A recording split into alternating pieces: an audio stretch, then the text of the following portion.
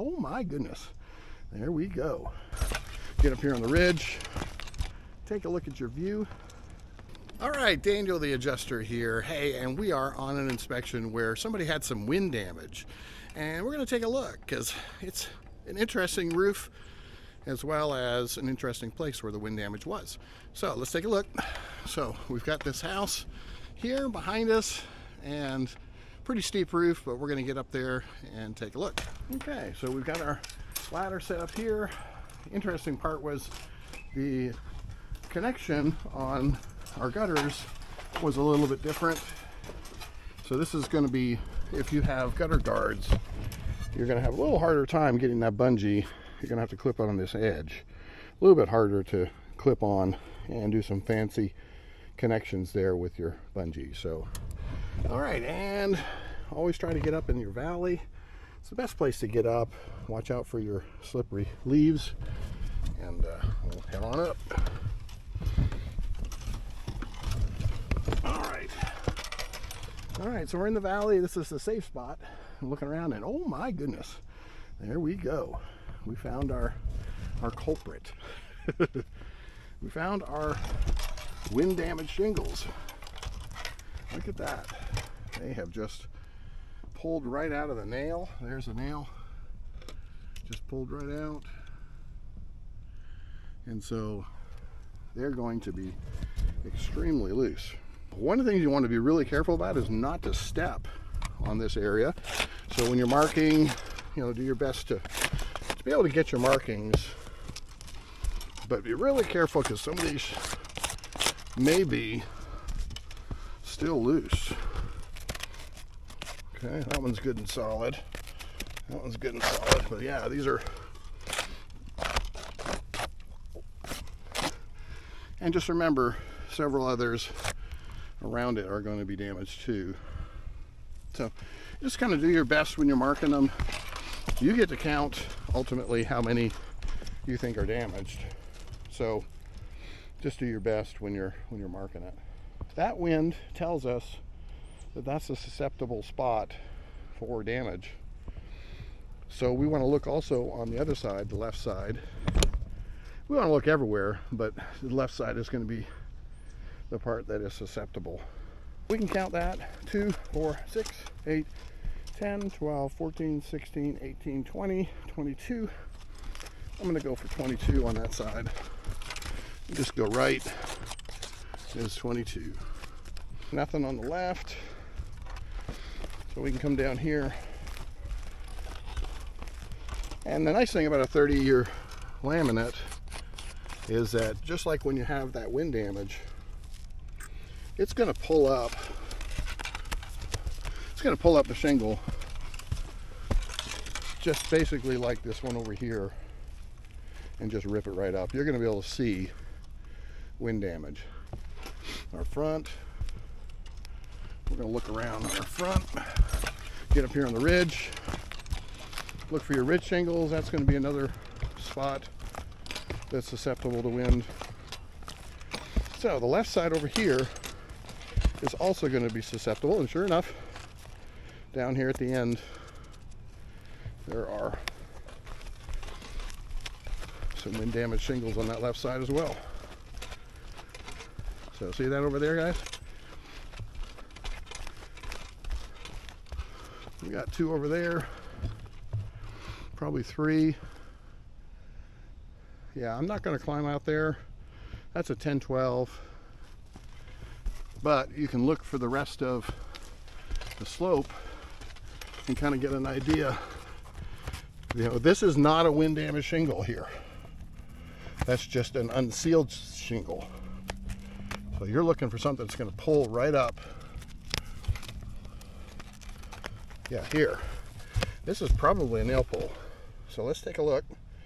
And how you can tell is you pull it up and then you pull that shingle and see that on the nail? I don't know if you can see that.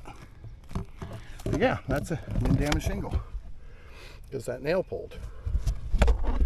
So we can add a couple there. Those are all good up there. yeah, you're just going to go around pulling up these shingles, and they're all good and sealed. Yeah, they're all good and sealed. So just a few down there. 1, 2, 3, 4, 5. We're going to go right 2 equals 5. And that's just because this is the second slope on the right. That clarifies what we got. On the front slope, we got a good 9 on that one. And then this steep one is 12. I thought it was a 10, but it's 12. That's why I couldn't stand on it. And then also get your shingle gauge, and then you want to look for your drip edge as well, which I did not do, but we'll do that as we go down. All right, so looking on our front here, interesting, you'll see install issues like this, where they just messed up when they were putting on the shingles, tried to make up, you know, they were over there at one time, and then when they get to this side, they're all off. So bad install, did not snap their lines. You can just take a picture of that and let them know the install was kind of crummy. So we're looking around the front, looking for damages on the front. Again, the best way to do that is just pull up a few and see how they're sealed. This is not loose. Yeah, just looking for nail pulls. Everything looks good. So I'm going to go front. We'll go over here on that side, but I'm pretty sure front's going to be 0. We can just put our chalk there for now, and if we see something, we can change it. But consistency is pretty key when it comes to the roof. If you see no damage on one slope, you're going to pretty much see the same consistency of damage on the other slopes too. All right, our back slope. Remember, we've got our other side there, what is susceptible to wind. So we're definitely going to look on this side over here, because that's the side where the wind came from, and probably this back slope here too. Ooh-wee, you can see crooked shingles.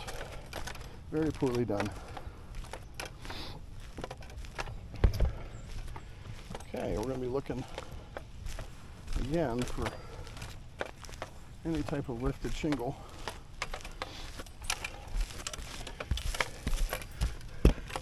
And this is the susceptible side, so we're just going to be pulling up a little bit.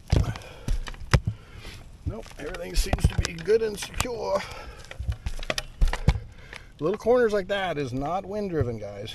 It has to pull up this one as well. That way you know the nail's pulled. These are just unsealed. And that is part of wear and tear, and not part of wind damage.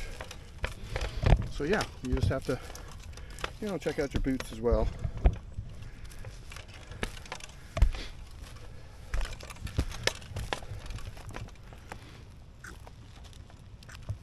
Take your photos. Our right side here is not going to have any. And our back, I don't see anything going on the back. Maybe a susceptible side is over there. So let's go over here and take a look, because the wind came from this side. Could potentially pull up some edges. Nothing there. It's all secure. Everything is in good shape. All right, so that's going to be pretty much our typical roof inspection for wind on a 30-year shingle. Make sure you take a look at your view. Not a super tall house, but beautiful out here. All right, guys, so Daniel the Adjuster here, just helping you understand what it's like to look for wind damage on a 30-year shingle. It's going to be not a whole lot of damage, but the shingles are going to be seen because they just come up. So hopefully you guys learned something a little new there, and thanks for watching.